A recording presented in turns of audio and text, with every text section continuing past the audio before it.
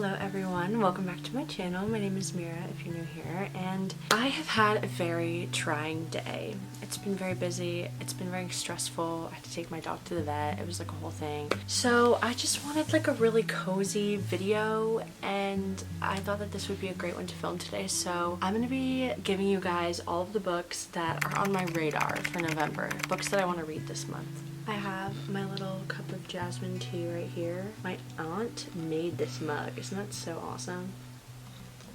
Yeah, I just wanted like a floral tea, which is not something that I usually am jonesing for, so. We've got the tea, we've got the pumpkin chai candle going, we're ready to go. So let's go ahead and begin all of the books that I'm trying to read in November.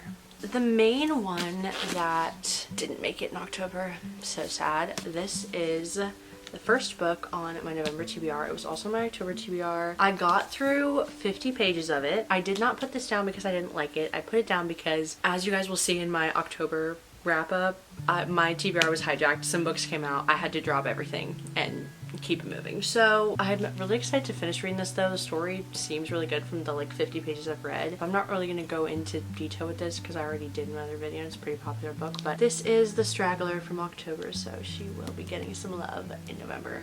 Promise this time. The culprit for why Babel didn't happen.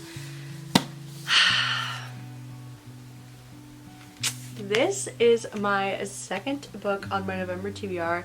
It is Swordcatcher by Cassandra Clare. Listen, first of all, love you, Cassie, but like why is your name bigger than the title?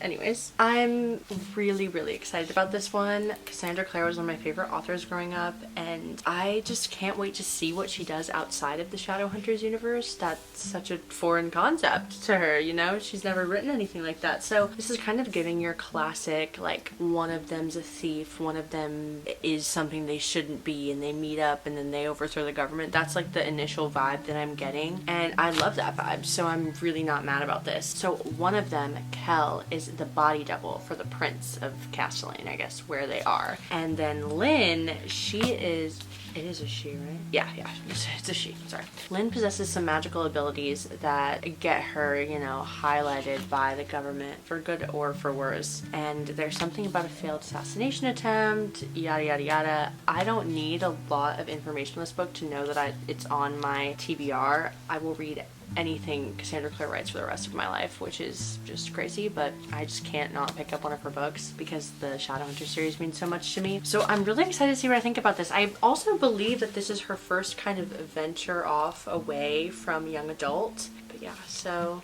very excited about her, very excited.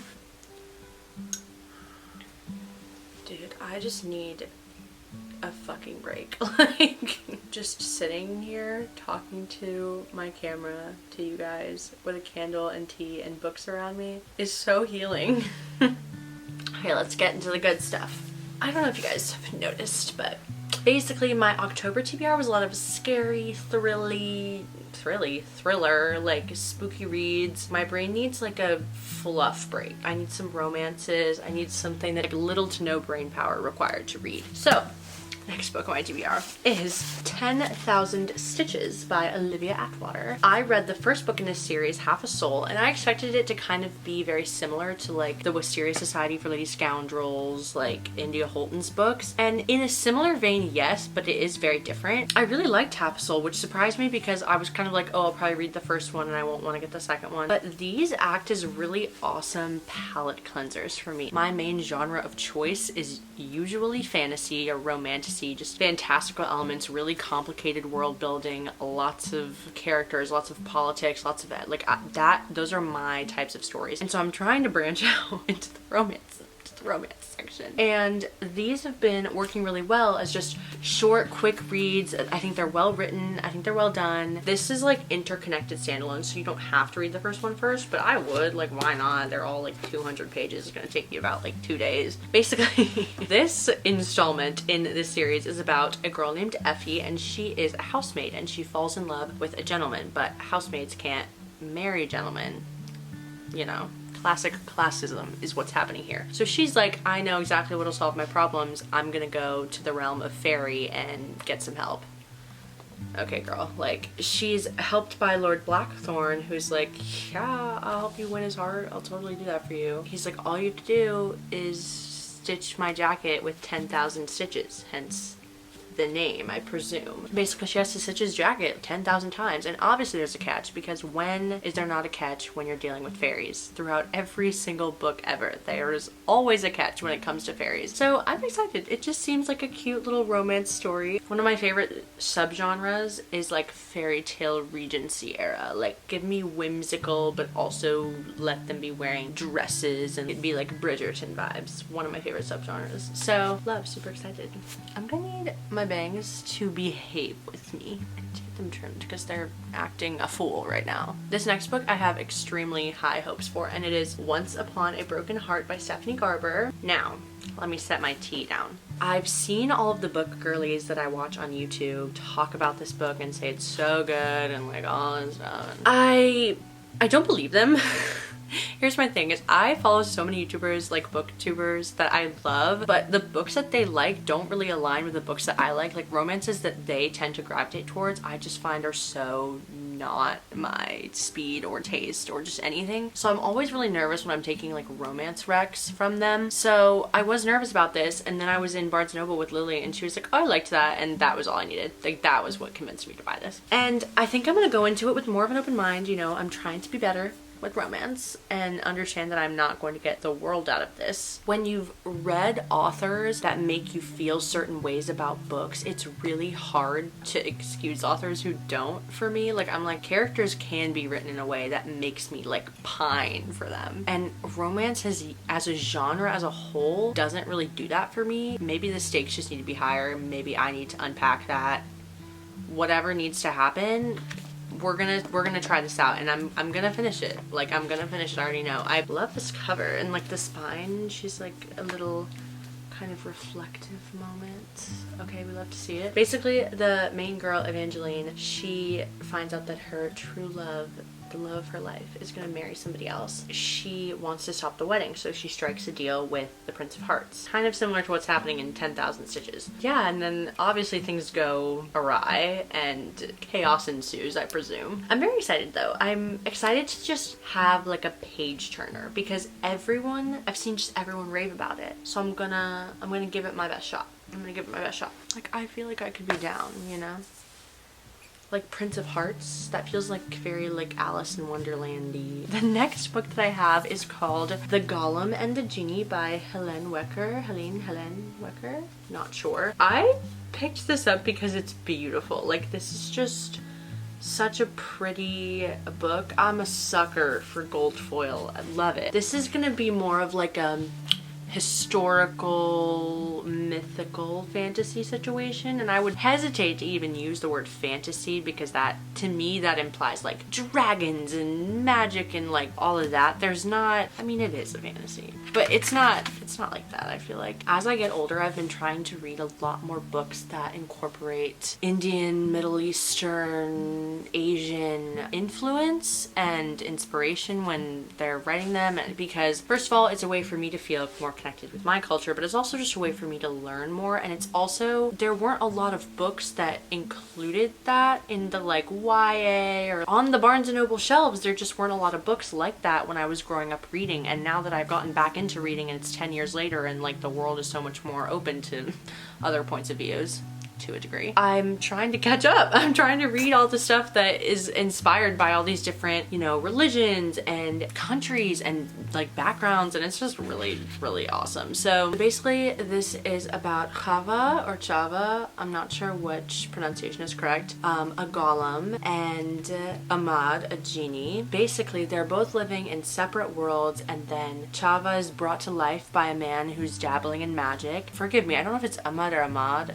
You know, I'm gonna say Ahmad just because that goes with like emphasizing the right syllables in the like Indian part of my brain. So Ahmad is a genie. He is released by a tinsmith in a little Manhattan workshop, and basically they're brought together and then a strange event happens and they're forced apart. Now they're living separately again and they've been like, their freedoms are taken away from them, and then another like darker, deeper power happens that brings them together but forces them to make a fateful choice.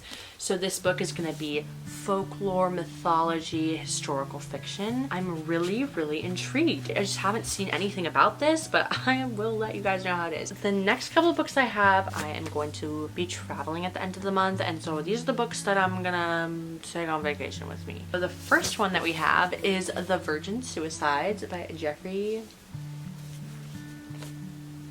Yeah, first of all, beautiful. Once again, with the foil, they are getting me. This is about 5 sisters who live in a suburb of Detroit, you know, up in Michigan. One by one, they commit suicide over the course of an entire year, and the boys in the neighborhood, like, as they observe them, are like, what's going on? It's like a mystery. And they say it's about adolescent love, disquiet, and death. It's a pretty short book, and I heard like mixed reviews on this, but I've always had an interest in it. Like whenever I see it at Barnes & Noble, I'm like, I kind of want to read that, and it's just feeling like this might be the month to do it. It's supposed to be like a coming of age story, you know, suburban American life of melancholy and growing up and death in all of that. Yeah, I'm just very excited about it, so cheers to this one. The next book that I have I'm very, very excited about, and that is My Brilliant Friend by Elena Ferrante. I have seen people rave about this book. The Neapolitan novels, absolutely rave about them. I think it's 4 novels. I think they just like are so classic and beautiful. And basically over the course of the 4 books, you're getting the story of 2 best friends. I think it's set in Italy. 2 best friends growing up. Yeah, it's like Italy in what, like 1950s? Yeah, Italy, 1950s. The story of 2 best friends, and they grow up from like 5 years old to like 60 by the end of the books. And everyone talks about how amazing these books are, and I'm just so absolutely intrigued. And this is what I mean when I say I'm branching out in terms of genre. I'm trying to read more like, I don't even think this is contemporary, but just like a general fiction sense of books. Like there's so much literature out there that I just want to consume. I want to consume all of it. And I'm really, really excited about this because, you know, I love, like, there's nothing like female friendship. Prove me wrong. My prediction is that this is going to be beautiful. Like, that is just what I feel when I look at this book. I'm like, this is going to be a beautiful story, and I'm going to think about them. Like, everyone says they're going to think about them for like the rest of their lives, and I want to be a part of that. Really, really excited about this as well. Okay, my last book for my November TBR. We have The Woman Destroyed by Simone de Beauvoir. Bars, that rhymed. Guys, get my bangs, please. Please work with me. The blend, like, where's the blend? If y'all see my hair acting crazy, don't say anything to me, please. The truth is, I don't know what this book is about because I read exactly 1 Goodreads review and was like, I'm buying it.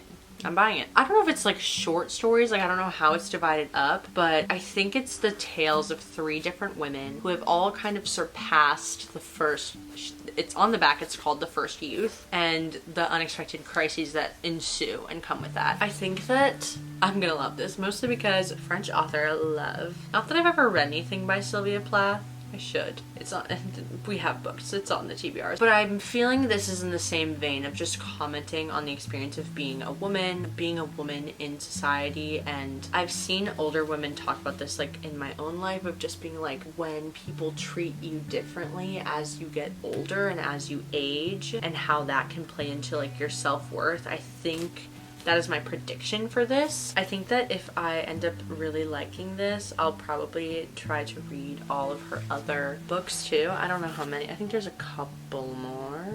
This is cool. Also, on the back of this book, she was the youngest person ever to obtain the agrégation in philosophy at the Sorbonne, which is cool as fuck. Wow. Placing 2nd on the exam to Jean-Paul Sartre, which is another...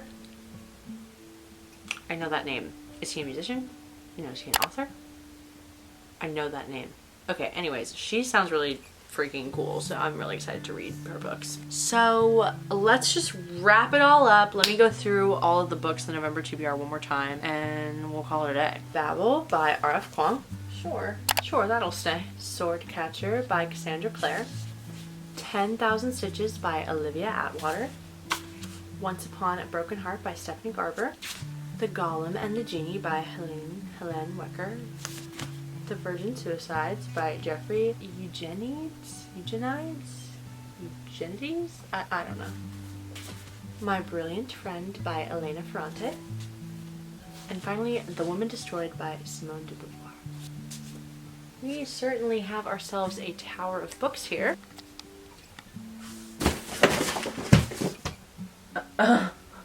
Whoops. So this is everything that is on my November TBR. I really hope you guys enjoyed this video. I had a lot of fun making it. It was just the right speed for what I needed today, and I hope that you had a lovely time drinking tea and picking out some new books to go get at Barnes & Noble this month, or your local bookstore preferably. Yeah, so thank you guys so much for watching this video, and I will see you guys in the next one. Bye!